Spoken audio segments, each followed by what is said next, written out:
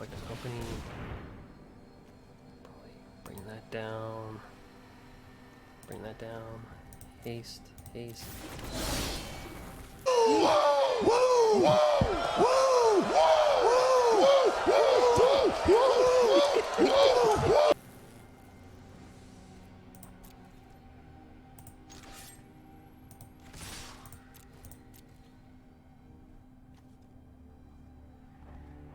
And that's a bad day.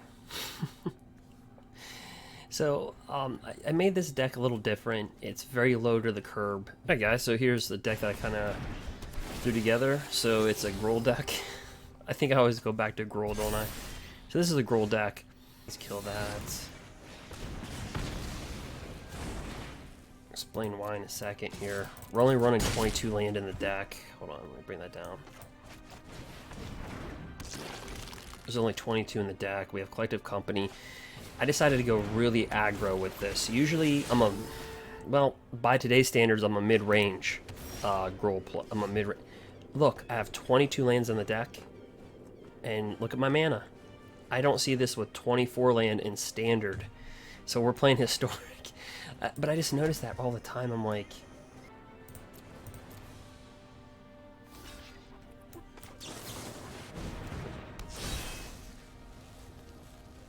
actually, let's see. He'll take 8. We'll be down to 1 if I do it this way. If I do it this way, here, we'll just do it that way.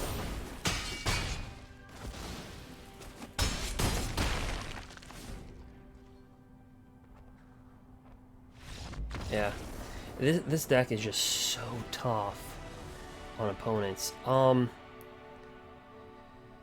here's the problem. When you build historic decks, I built the Goblin deck. And just like Winota, the Goblin deck is the Winota deck. Yeah, I do, yeah. Outside interference, yeah. In my moment of glory! Yeah, no, I'm living in a nightmare. Except, I hate to say this, Winota you actually have answers to. Like Winota, you can just play Red Cat Melee and just stop them. The Goblin deck in Historic, you can't stop. Unless you are playing Sultai. Or something like our deck. So, I built 3 Historic decks, and it's been really hard on my wild cards. So I try to budget this as hard as I could. So I have 1 Clothis, 1 Ronus the Abominable, Lovestruck Beast.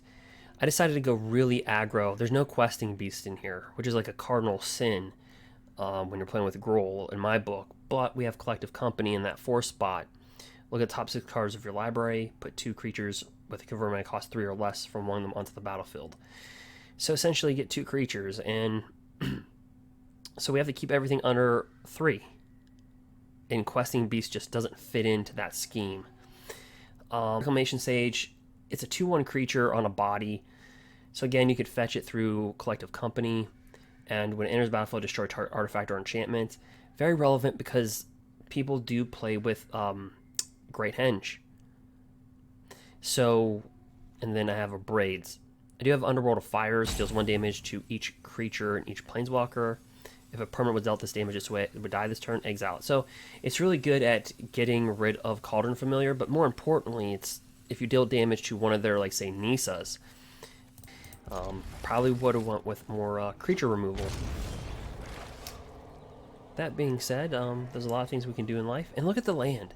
I'm playing with 22 guys, and I'm getting 5 already. On balance, off balance, doesn't matter. I'm better than you are, yeah. So this is kind of the thing that I've been talking about with this shuffler. I really think that there's a lot of decks that could actually be really good, and I'm not just saying this, that aren't because of the shuffler. Look at this. I mean, I have 22 lands in the deck, only 22, and I'm getting flooded. I noticed this in the algorithm, quite frankly, when I played with the Mardu Knights deck. When I play with Mardu at 22 in it. Alright, so with this right here...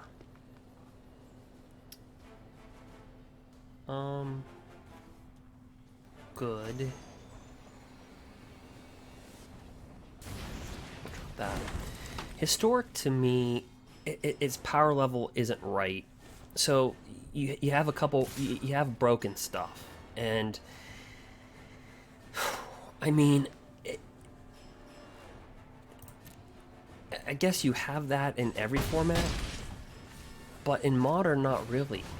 You know, like, maybe Urza, Lord Artificer, could maybe be considered broken, but this is what's getting me.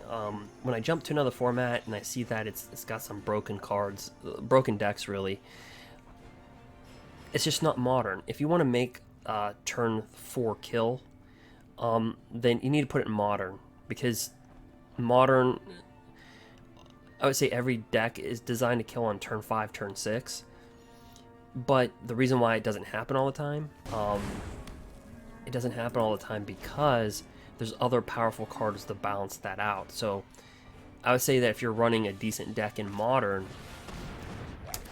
the heck is this? But if you're playing with Modern, as we're getting, well, I guess that has less value there.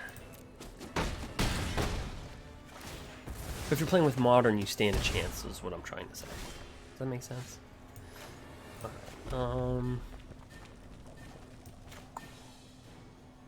Well, I guess this game's gonna have to go to a, I guess maybe we just show them some bullcrap that we have.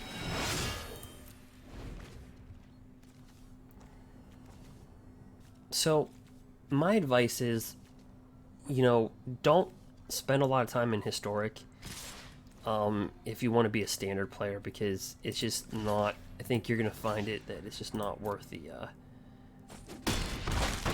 your wild cards. And I think what's happening is that as they introduce more cards, there's more cards that you have to chase, there's more packs that you have to buy with your gold, which takes you away from, if you're trying to do like 3 different formats, it takes you away from being really good at one.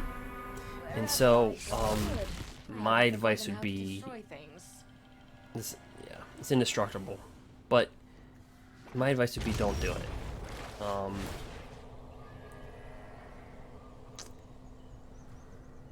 Yeah, we'll remove that.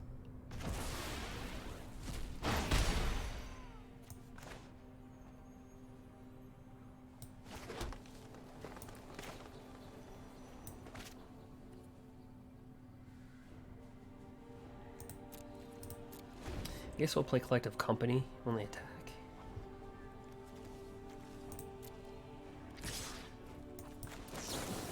So the top 6 cards, you put up the 2 onto the battlefield.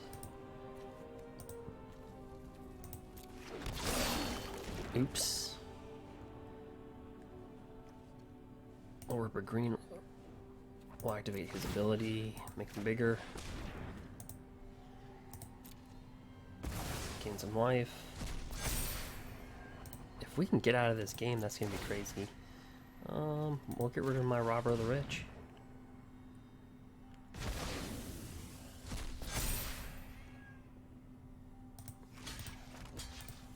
Kill them both. So I want really aggro here is what I'm trying to tell you. Really aggro. Okay, so this is just, during each of your terms, you may play a land and cast a permanent spell of each permanent type from your graveyard. Pain is weakness, leaving the body. Well, I guess that makes Scavenging Ooze like 10 times better. Get rid of that.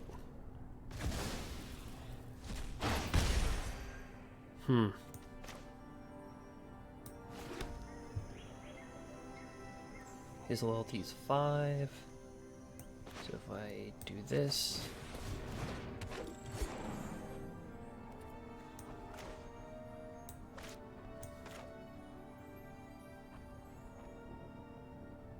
bring down Collective Company. Probably bring that down. Bring that down. Haste, haste.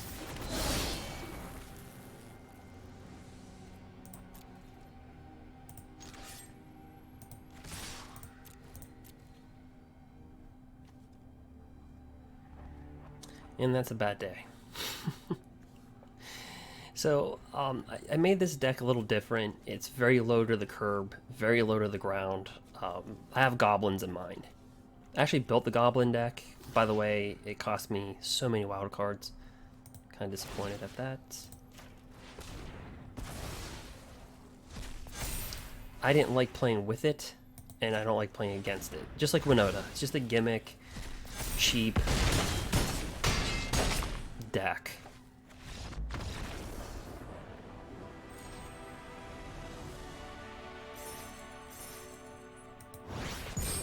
Alright guys, well that is it. Feel free to subscribe to the channel. If you haven't, well, what are you doing? What are you doing with your life? You're like, I probably have better things to do. Like, what are you doing with your life? And this is what I feel like when I'm playing versus Goblins or Sultai. Get about all the way to the top, yeah. Unjustifiably in a position that I'd rather not be in. But the cream will rise to the top, oh yeah. Yeah, let's hear another one for Randy. Get about all the way to the top, yeah. Unjustifiably in a position that I'd rather not be in. Unjustifiably in a position I'd rather not be in. Yeah, sounds like me versus Goblins in Historic and me versus Sultai in Standard. And again, you cannot have a broken deck dominating a format when it's clearly broken. I can understand if there's some evidence that you're like, well, you know, maybe it doesn't have to be, you know, but it's clearly broken. It's like there's no ways about this. It's clearly broken. Guess we'll open up a freaking Almond Cat Remaster pack. I could use every wild card I can get now. You know what I mean? Back to all the time. I mean, I always go back to... Now, I built a Goblin deck, and I'll provide this for you, but I don't like it. I don't like the Goblin deck at all. I don't. So here's the Goblin deck. If you're unfamiliar with it, it's a cheap win. And, you know, when you watch people play, they're like, thank God I didn't have to play Goblins. Thank God I did not have to play versus the Goblin deck. You know? And then when they don't play versus the Goblin deck...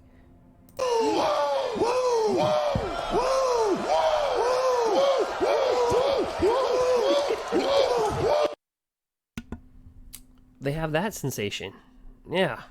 So when you have that emotion, it's like, well, you know, I play 6 and 2 because I didn't play it versus the Goblin deck. It's like, so basically what you're saying is if you would have placed 5 and 3, like if you would have played the Goblin deck, you would have lost, right? So you'd be 5 and 3. Okay, so all the Goblin deck does is, all you need is this, just 1. You don't need 2, just 1.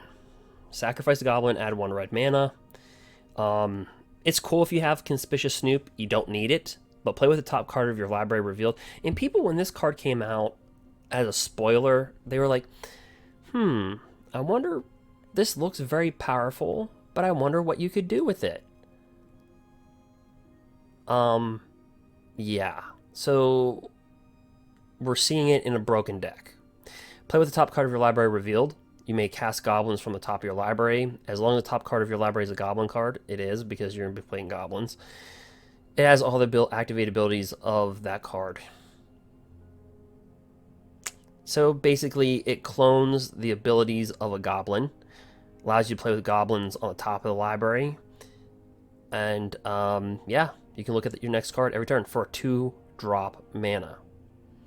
Willy Goblin was like a year and a half ago, in last year's Standard. It's an alright Goblin, but here's the thing. Why this was, I don't know, you know, so Goblin spells cost 1 less to cast, Goblins you control have haste. So you need this and like one of these on the battlefield. Either this, other Goblins you control get +1/+1 have haste. Like, wait a minute, that's crazy. He's Goblin King on steroids. You're like, well, he's Goblin King on an energy drink, because all your Goblin spells cost 1 less to cast and they have haste. To be honest with you, I don't know what 3-drop Goblin is broke the worst. Probably this one. But either way, all you need is this and one of these Goblins. The whole point is your Goblins have haste. That's the bottom line. Because Nobody said so, but and then so that's the key. Then you have this: create X11 red goblin tokens, where X is the number of goblins you control. Now, do understand something here? All of your goblins will have haste. Okay, so you'll be able to tap this and activate its ability.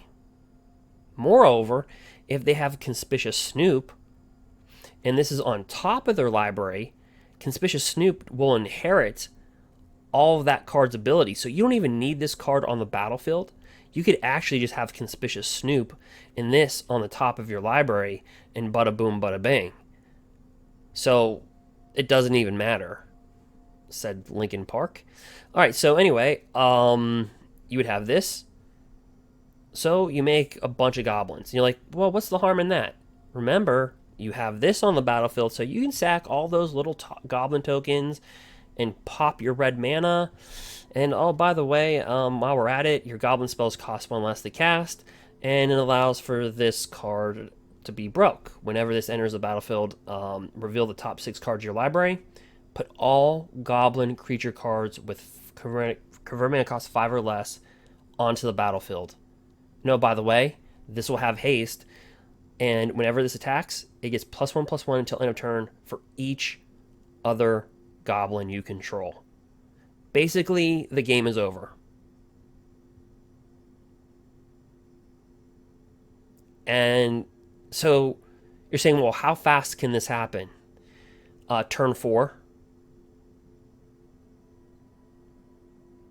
And you're like, well, how consistent is it? Pretty consistent. Because let's say, okay, because remember, you don't even need this. Like, it's just, so, like, it's just crazy. And remember, their turn 4, if they go first, is your turn 3. Think about that. You're dead turn 4. And I'm not talking like you're dead. They will hit you for 30 damage dead. It's not like you're just going to lose by like, oh, I just lost by 1. No, they're going to just, it's not just like they're going to hit you for 20. They're going to hit you for 25, 30 by turn 4. And you're like, yeah, that does sound pretty broken, because it is broken. That's why. It is broken.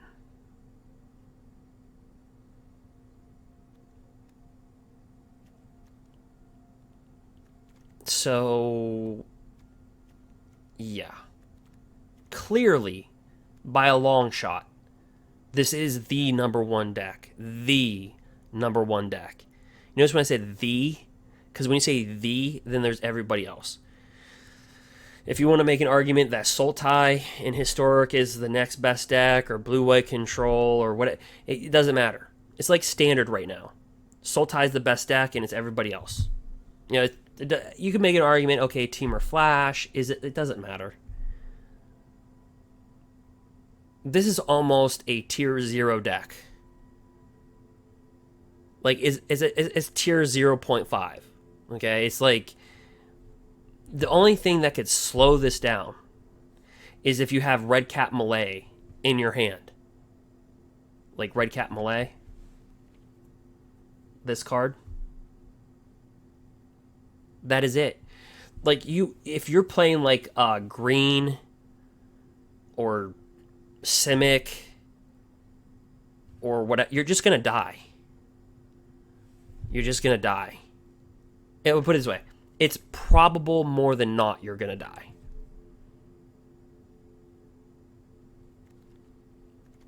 Which means the balance of power favors this deck way over. Anyway, I have the deck. I played with it. I don't like it. Just like Winota. It's just a gimmick deck. Really, it's a gimmick deck. And what have we seen so far with every gimmick deck? Just tell me what we've seen. Ban, Fires, Wilderness Reclamation, banned. Cauldron Familiar, banned. Oko, banned. Well, Oko wasn't a gimmick. Oko, I say out of all the bannings. So anyway, I'm not going to get in that discussion. Yeah. So anyway, I hope you enjoy the video. This is not a rant. I'm just trying to give you what's going on in other formats if you play Standard. So until this gets cleaned up in Historic, I'd probably advise you not to spend your wild cards. And just stick to Standard for right now. Yeah. Because if you thought Sultai and Standard was bad, this is like 3 times worse than Sultai and Standard. So, like, just to give you an idea here. Anyway, that being said, see you on the flip side. Feel free to follow. Follow, dang it. Do you know what I mean? Subscribe. Do that stuff. Yeah. Don't let me make videos like this. 180 degrees. 180 degrees. But he's gone another 360 and then 360. and then another 180. Yeah, because then I won't know what you like. So even if you don't subscribe, comment below and tell me what you like to see. So I'm not sitting there like Randy Savage after doing a 360 and a 180 and then have somebody going, hey, do another 180. You see Savage in that? He was like, F that. Screw you. I'm not doing that. Yeah. So anyway, that'll be it. Until next video, I guess I'll see you next time, and we'll have to do that. But yep. Well, till next video. Thank you. Thank you for watching.